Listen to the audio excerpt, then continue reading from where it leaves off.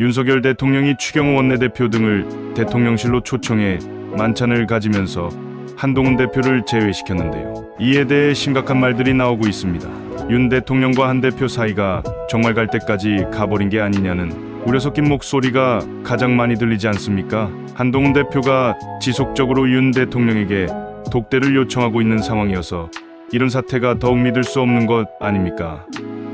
아무리 원내 지도부를 초청한다고 해도 한동훈은 당의 대표가 아니겠습니까? 당대표를 쏙 빼놓고 저녁을 먹으면서 무슨 얘기를 나눈다는 말일까요? 정말 이번 윤석열 대통령의 만찬 문제를 생각하면 무엇인가? 일이 잘못 흘러가고 있다는 느낌을 지울 수가 없습니다.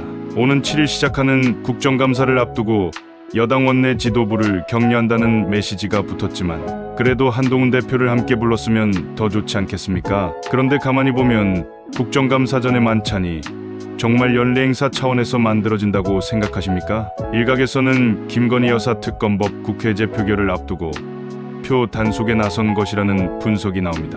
윤석열 대통령은 지금 최상병 특검법과 김 여사 특검법을 폭탄처럼 가슴에 품고 있는데요. 오는 4일까지 거부권을 행사할 수 있습니다.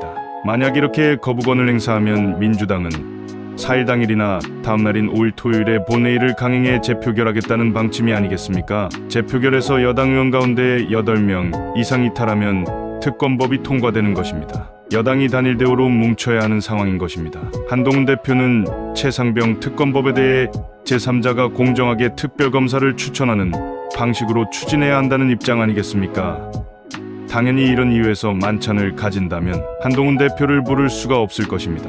윤석열 대통령이 이번 만찬에 한동훈 대표를 제외한 것을 두고 민주당 대변인이 브리핑까지 내는 일이 벌어졌습니다.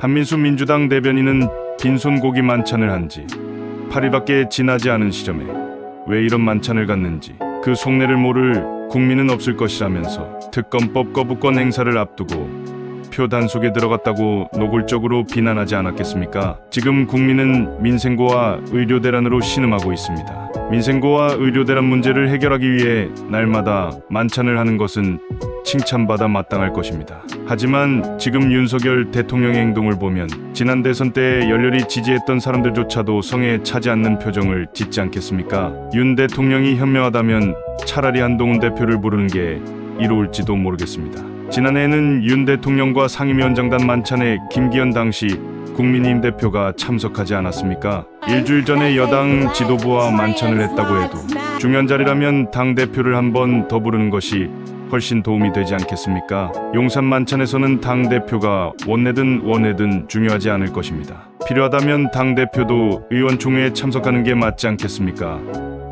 윤석열, 한동훈 관계가 좋았어도 이렇게 부르지 않았을까요? 대한민국 정치가 제발 성숙한 정치가 되기를 기대합니다.